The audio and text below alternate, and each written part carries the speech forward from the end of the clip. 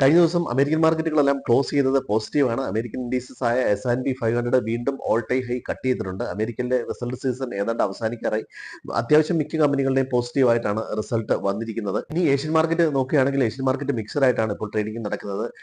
നിക്കിയും ഹാങ്സങ്ങും ഒരല്പം മൈനസിലാണ് നടക്കുന്നത്. Chinese market ഒരു പോസിറ്റിവിറ്റി കാണുന്നുണ്ട്. പ്രധാനമായും IT സ്റ്റോക്കുകളിൽ പ്രൈവറ്റ് എന്റർപ്രണേഴ്സുമായി ചൈനീസ് പ്രസിഡന്റ് നടത്തിയ ചർച്ചയിൽ പ്രൈവറ്റ് ബിസിനസ്സിന് ആവശ്യമായ എല്ലാ സഹായവും ചെയ്തു കൊടുക്കാമെന്ന് പറഞ്ഞു. അതേപ്പറ്റിയുള്ള ഒരു ഉണർവ് ചൈനീസ് മാർക്കറ്റുകളിൽ പൊതുവെ കാണാവുന്നതാണ്. ഡീപ് സീക്കിനെ വരവിനെ തുടർന്ന് വേറെ ചില AI-കളും മാർക്കറ്റിലേക്ക് വരുന്നു എന്നുള്ളൊരു വാർത്ത പ്രത്യേകിച്ച് ഈ AI ഇൻഡസ്ട്രിക്കും അതുപോലെ തന്നെ IT ഇൻഡസ്ട്രിക്കും വളരെ പോസിറ്റീവ് ആയിട്ടുണ്ട്. അതുപോലെ ഇന്ന് ജാപ്പനീസ് ബാലൻസ് ട്രേഡ് ഡേറ്റ, അതുപോലെ US-ൽ നിന്ന് ഹൗസിംഗ് സ്റ്റാർട്ട് ഡേറ്റ, അതുപോലെ ബിൽഡിംഗ് പെർമിറ്റ് ഡേറ്റ എന്നിവയാണ് പ്രധാനമായിട്ടും വരാനുള്ളത്. അതുപോലെ തന്നെ എല്ലാവരും ശ്രദ്ധിക്കേണ്ട FOMC മിനിറ്റ്സ് ആണ്. അത് ഇന്നാണ്. ഇൻവെസ്റ്റേഴ്സ് പൊതുവെ ശ്രദ്ധിക്കുന്നതാണ് FOMC മിനിറ്റ്സ്. അതിൽ പറഞ്ഞിരിക്കുന്ന കാര്യങ്ങളും കമന്റും മാർക്കറ്റിന്റെ മൂവ്മെന്റിനെ സഹായിക്കുന്നതാണ്. ഇനി ഇന്ത്യൻ മാർക്കറ്റിൽ FISും DISും അവരുടെ ഷോർട്ട് പൊസിഷൻ കണ്ടിന്യൂ ചെയ്യുന്നതായിട്ട് തന്നെയാണ് കാണുന്നത്.